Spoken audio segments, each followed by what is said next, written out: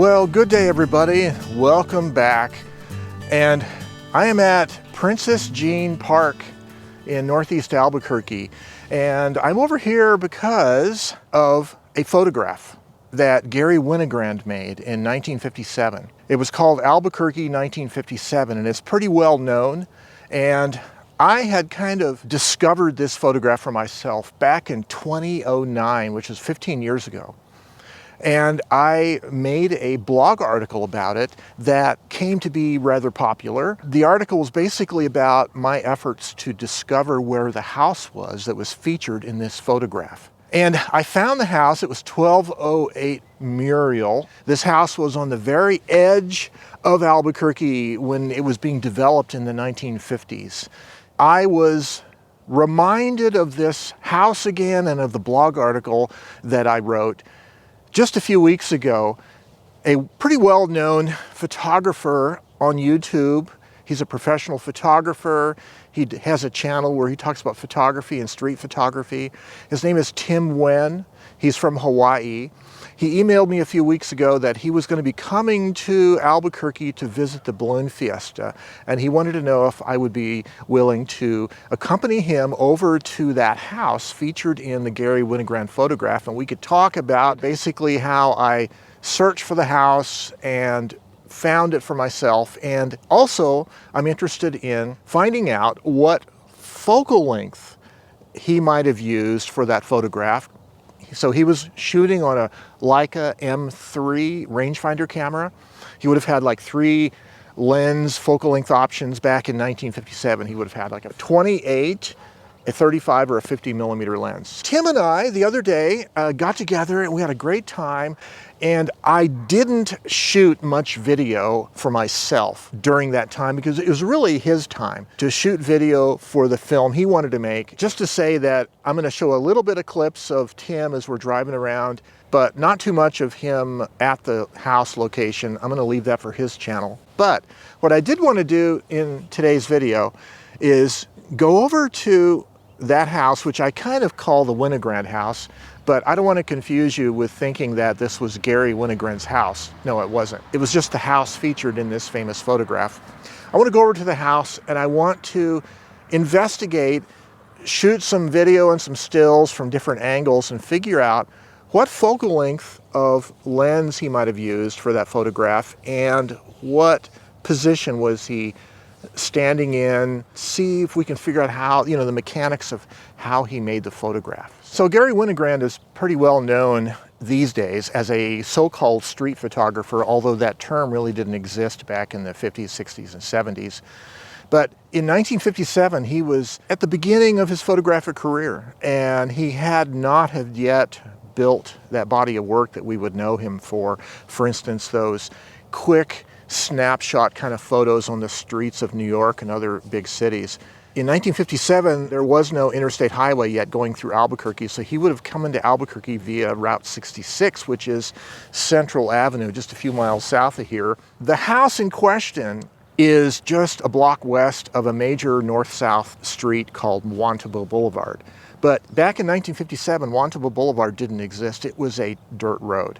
It was a dirt road with all kinds of hills. In fact, it was one of the thrills of driving that road to see how fast you could go over the hills. You can't really see the road from the photograph, however. So when Garry Winogrand was driving into Albuquerque, he got off Route 66, probably on like Eubank Boulevard, which was a north-south street west of here. And he probably came up Constitution, and back in 1957, the streets were a little different up here. He made his way up, found this street with a new subdivision being built. And this house at 1208 Muriel was out on the very edge of the city. Behind it is the desert scrub and the foothills and the mountains of the Sandia Range. Well, so this is Bellama Park, and it's named after Dale Bellama, the developer who built this whole neighborhood.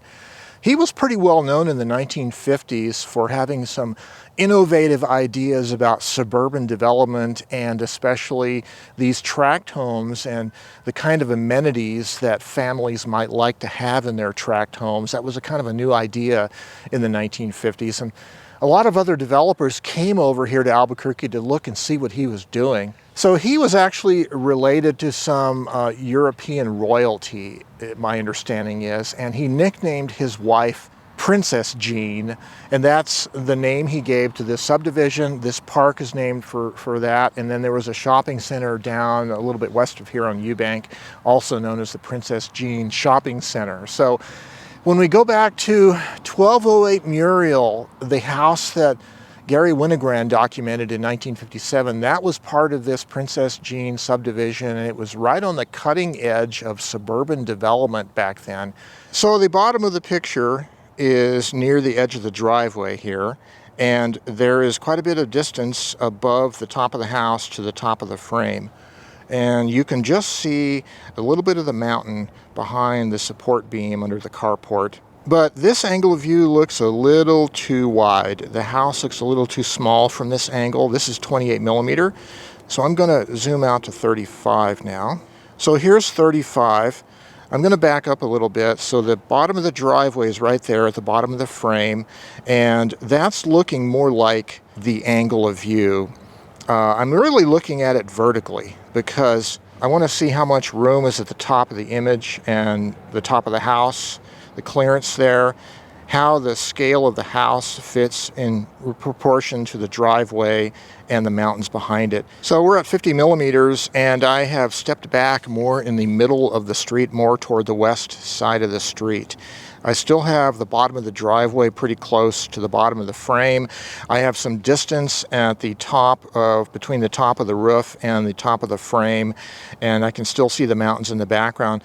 This particular scale, at least vertically, it looks to me like it's a little more like what Garry shot, because the mountain in the far right behind the house, a little bit of a mountain you can see there, it looks a little bit bigger in proportion to the house, whereas with a 28 or 35, that distant mountain looks a little too small.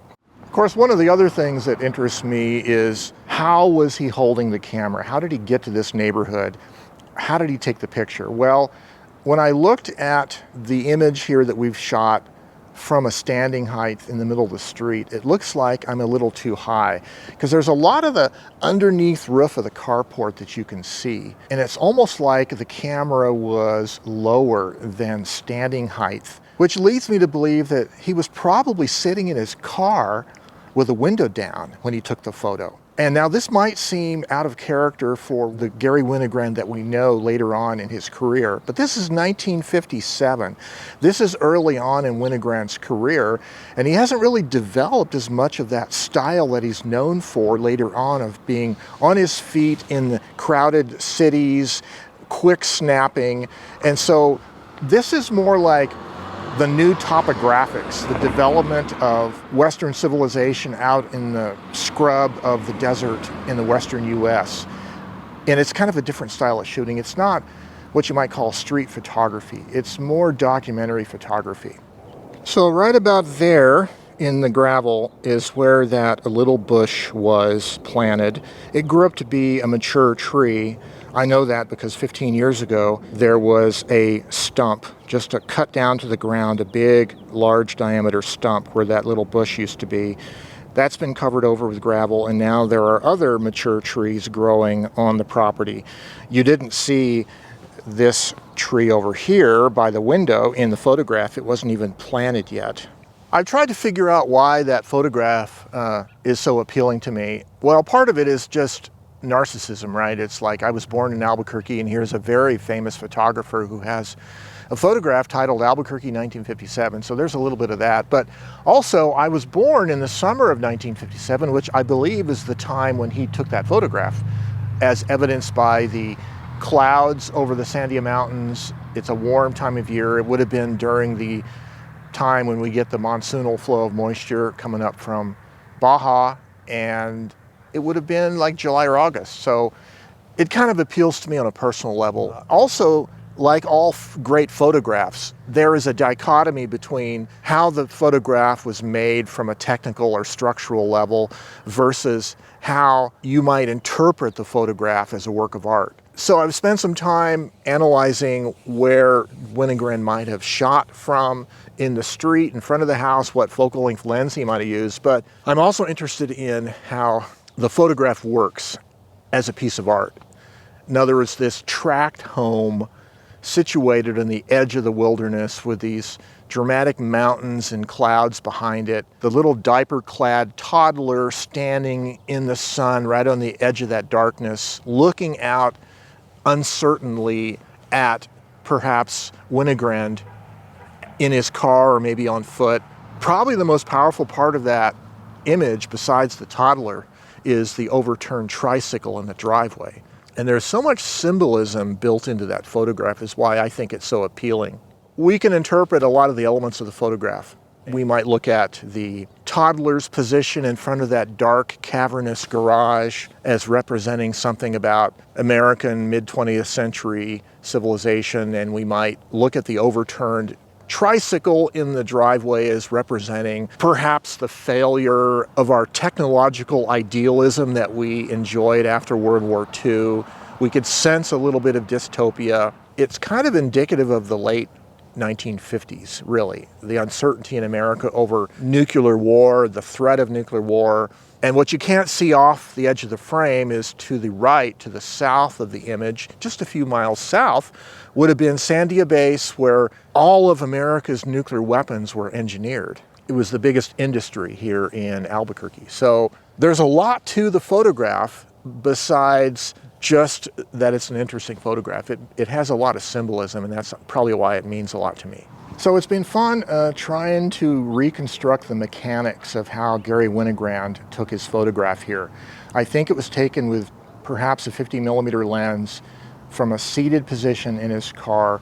He would have driven down this road from the north, so he had the side window of his car open, and he shot through the opening of the window at a low position, lower than I'm standing at now. That's the closest I can figure to how he made the photograph. I would love to see the contact sheets, though, of all the whole roll of film that he shot here, and see what other shots he might have made. So after Tim and I spent some time at the house shooting video and stills and talking, we took a drive over to Central Avenue, which was where Route 66 was, and Tim took some footage along Central Avenue up on near Wantabo Boulevard. Tim is a documentary photographer, and he saw these abandoned strip malls that are in this part of town.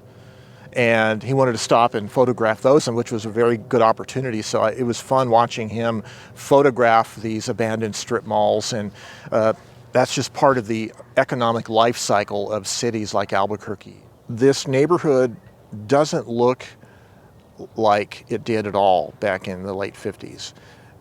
When I was 3 years old in 1960, our dad moved us up to a new house in this same part of town, just a few miles north of here. And it was the same kind of layout. There was nothing behind our house except mesa, scrub, weeds and bushes, and the mountains. And that's why the photograph appeals to me so much, perhaps, is because it does remind me of my childhood growing up here, looking at that same mountain range from almost the same angle. So it does appeal to me a lot, and I appreciated Tim's coming over to Albuquerque and prodding me on to revisit this house that was featured in Garry Winogrand's famous photograph.